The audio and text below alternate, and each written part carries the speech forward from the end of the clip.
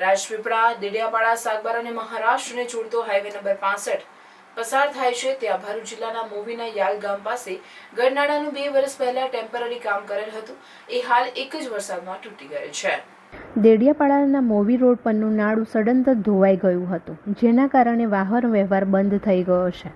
લોકો પણ ઘણા અટવાયા છે। ત્યાં લોકોના ટોળા જામ્યા છે। ભારે વરસાદના કારણે દેડિયાપાડા જતા બિટાડા રસ્તો મોવીથી બંધ થઈ ગયો છે, તો કુંડ ગાલીબાવાળો રસ્તો ફૂલવાડીથી બંધ છે। ત્યાં વરસાદ પુષ્કળ છે। મોવિયાલનો પુલ ભારે વરસાદમાં તૂટી જતા જેના કારણે હવે રાજપીપળા જવાવાળા નેત્રંગ ફરીને જવાનો વારો આવ્યો હતો। આ વિસ્તારના અભ્યાસ કરતા વિદ્યાર્થીઓ હોય, નોકરી કરતા કર્મચારી હોય કે તમામ વર્ગને હવે રાજપીપળાના જિલ્લા મથકે આવવું હોય કે કાં તો બરોડા, ગાંધીનગર કે અમદાવાદ જવું હોય તો નેત્રંગના 30 કિલોમીટર ફરીને ફેરાવો ફરીને હવે ત્યાં જવાનું નોબત આવી ગઈ છે।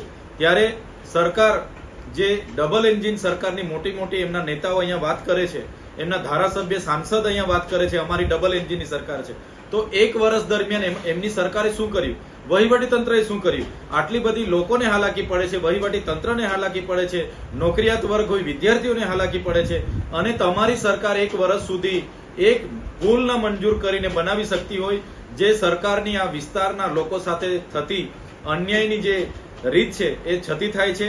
અમે આગળ પણ ઘણીવાર સરકાર અને જિલ્લા વહીવટી તંત્રમાં રજૂઆત કરી, છતાં એમણે ધ્યાન નથી આપ્યું। એમની બેદરકારી આ છતી થઈ છે। ત્યારે આવનારા દિવસોમાં અહીંના લોકોને લઈને એમના ન્યાય માટે અમારે જે પણ કરવું પડશે, આંદોલન ધરણા પણ કરવા પડશે।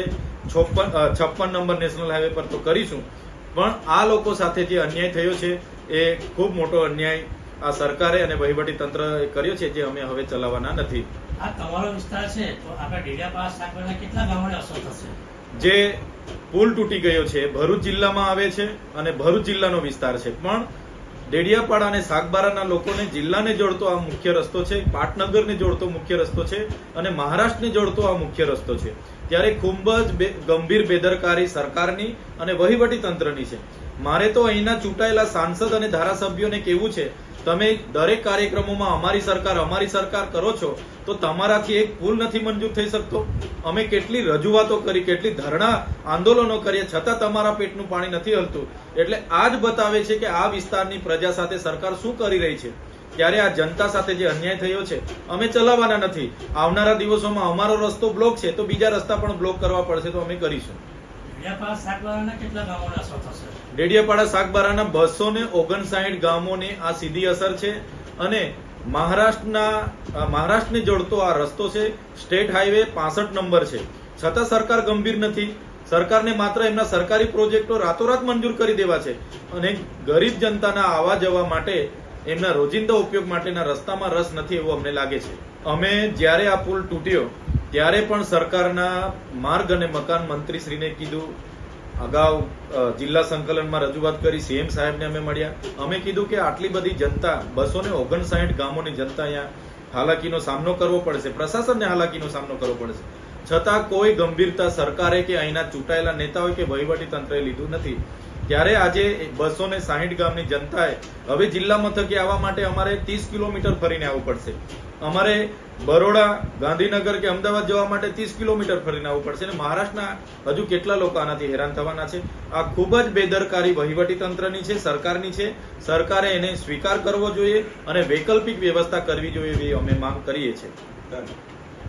જેના કારણે દેડિયાપાડા અને સાગબારાથી રાજપીપળા જિલ્લા મથકોમાં જતા લોકોને વહીવટી કામમાં ખૂબ જ તકલીફ પડી રહી છે।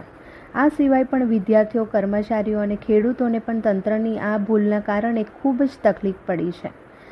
હકીકતમાં આ નાળું ભરૂચમાં આવેલ છે અને ભરૂચના સાંસદ મનસુખભાઈ વસાવા દુનિયાને ઉથલપાથલ કરવાની તાકાત એવી વાતો કરે છે કે આજે ટ્રિપલ એન્જિનની સરકારના બધા જ દાવા ખોટા પડી રહ્યા છે। ભાજપના સાંસદો અને ધારાસભ્યો ફક્ત મોટી વાતો કરે છે, જનતાને મૂર્ખ બનાવીને પોતાની વાહવાહી મેળવી રહ્યા છે, પરંતુ જનતા હાલ ત્રાહીમામ પોકારી ઉઠી છે।